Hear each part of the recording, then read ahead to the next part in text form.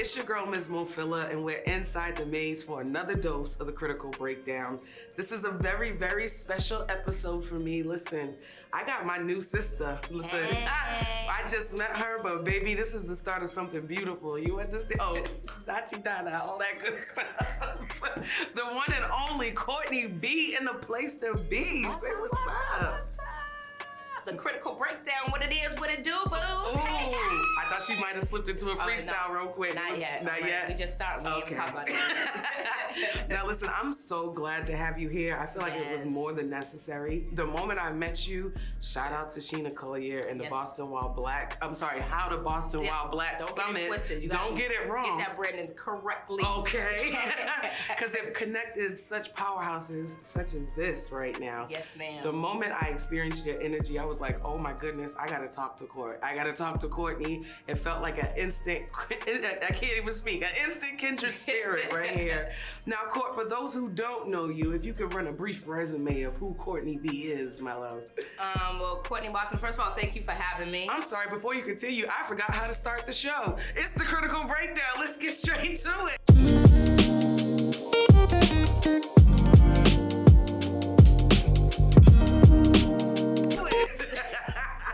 Now, Courtney, for those who are living under a rock and have not heard your name yet, run your resume, your extensive resume.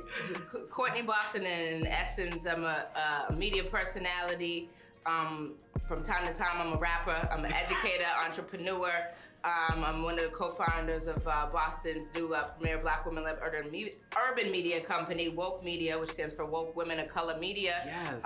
But it's pronounced woke. We're like Target and Target, right? Come on. So it's not just WWOC, it's woke, right? Because we're waking up the city and whatnot. But we're gonna get into that. I'm a Bostonian, born and raised. I went down to the illustrious Florida Agricultural and Mechanical University, so HBCU proud, Emerson proud. But at the end of the day, I'm just a Black woman who loves Black people, loves hip hop, R&B, our music, our culture, and anything that has to do with uplifting Black Boston. I'm here for it, and especially if it comes with a microphone, I'm on it. You hear that voice? Listen, from one voice to another, you hear that voice right there, and it captivated me the moment I heard it at the summit.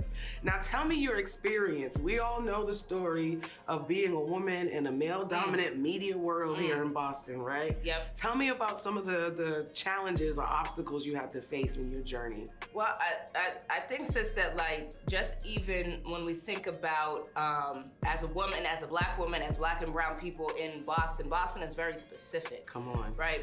Boston is our old Boston, that same thing that people come here from all over the country and the globe for, has been detrimental in many ways to our communities, and that says whether it's Black and brown folks, women, men around the diaspora, and just in the case of how do we get things, how do we access? Access has been a big thing just across the board. Like myself and probably you and even this team for the Critical Breakdown, it's like we aren't short on ideas and talent in any space that we enter. And so most of our obstacles here in our city are about limited access.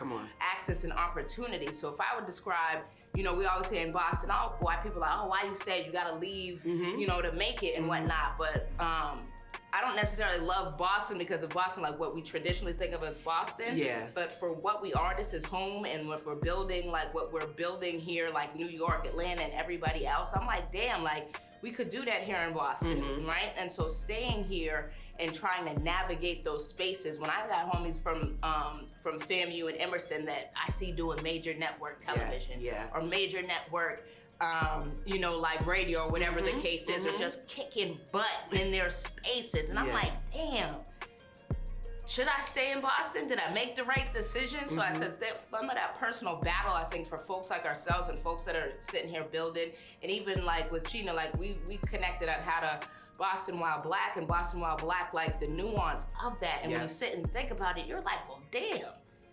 We should have been done something like this, and what did it take to make it come together and whatnot. But a lot of that, when you look at it, like look at all those folks that were there, were like it was opportunities to network, to connect, and to build. So I would say most of those obstacles that I faced, or much like what you faced, or anybody else that's Black doing anything, whether it's restaurant owners, if it's small business owners, when we've just created, trying to thrive at this point. Right, we've created spaces where there wasn't anything for us, and the dopeness of us allows us to do that across whatever the arena is.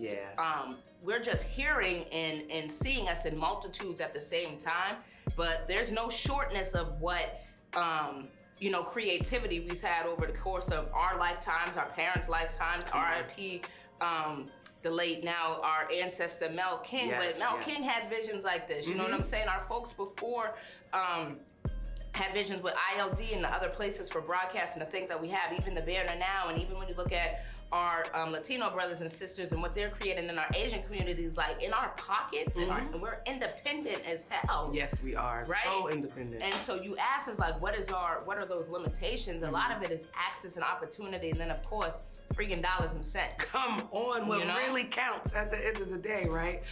But you had touched on something, and I want to talk about it because I feel like creatives, specifically in this city, Black creatives, we all kind of hit that moment where it's like, do we have to leave the city in order to take off to the career levels that we've seen in other people's journeys? And I feel like being at that summit this past, I won't say weekend, past couple of days, right? It revived that energy of like, how can I be born and raised in Boston and not be a part of that shift and that change of, changing that narrative? So thank you, because your energy had a lot to do with that, Court, okay? And your take on that, seeing another fellow Black woman in the media world that faces those challenges and is like, but we gotta be there in the trenches to be able to be the change that we wanna see. That gave me that push to keep going here. So I appreciate you. I want to give you your flowers on camera, Court. Well, no, I appreciate it. And send it back to you, because even just, I think the other thing that we talk about, like that sisterhood and that relation, the other part of why that was so dope, and just even when you said, hey, come do my show, I was like, I have 50 million things to be doing this week. We got this short week of our 9 to 5 educational break, and we're like, damn, we got 50 million things to do, but being able to support and then vibe and do the networking and the politics, and then not just, we go to events and people do the whole like, here's my information, here's yours. And then you don't follow up on it, you know what I'm saying? So my theme even at that event was like, let's do the real connect, not just the fake old, like, oh, I met you at this event, blah, call me, and then nothing comes from it. And being able to connect and vibe in that way, and to show the support, the other piece that camaraderie and system. Right, and that's the big thing about what makes that event special. Like, if we can take that energy and actually produce together with it, and get people past the scarcity mindset and get into an abundance mindset when it comes to us, like, yo, like, we all can freaking eat, because we're watching mediocrity in this going city crazy every day, getting millions of it, and there's not enough putting each other on because we're still worried about, oh, if I give or show, you might take my spot. You might take my little piece of the pie that I've had. But what we need to know is that we are in a multi-billion dollar city. Say that again, sis. Say that billions, again. Billions with a capital billions. Okay. Right? For real. And we act like we got the dollar menu mentality about what's possible if we build together, and we can do some dope stuff. Like if we collect and collaborate. So I was like, yep, let me make my way over here. Let me get my matching Adidas suit. I know that's right. Looking real.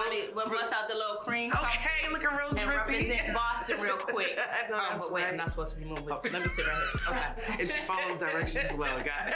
She follows directions well.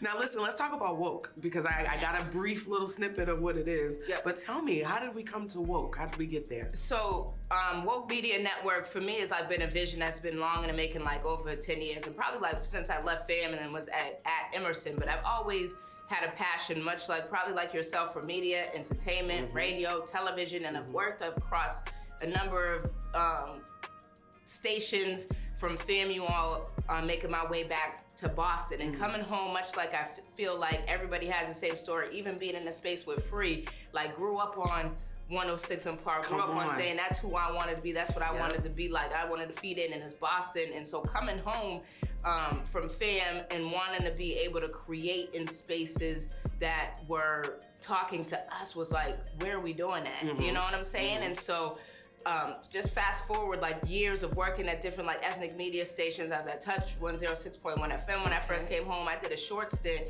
in mainstream media at New England Sports Network, but I had like low key was on that sports station. I love sports. We played college basketball, played high school basketball, and whatnot. And it's I could do sports media, blah blah blah. But I had I had a little bit of a traumatic experience there, and when I got knocked down in a sense of didn't fit the prototype of what they were looking for in that very space. I didn't know enough about the Bruins and the Red Sox at the time and things like that, and so had some opportunities taken from me where it really was like, damn. And so I had a negative experience in the broadcast space, but it took me a little bit to figure out that it wasn't necessarily just about knowledge base, but I wasn't poured into an opportunity because of the cultural competency of what that space was supposed to be about. Fair enough, but it made me say well, who's creating opportunities for us? Thank you. Right? And so that's when I started my kind of support of ethnic media that are not in Black media, and figuring out who's creating in our spaces, because we still haven't had,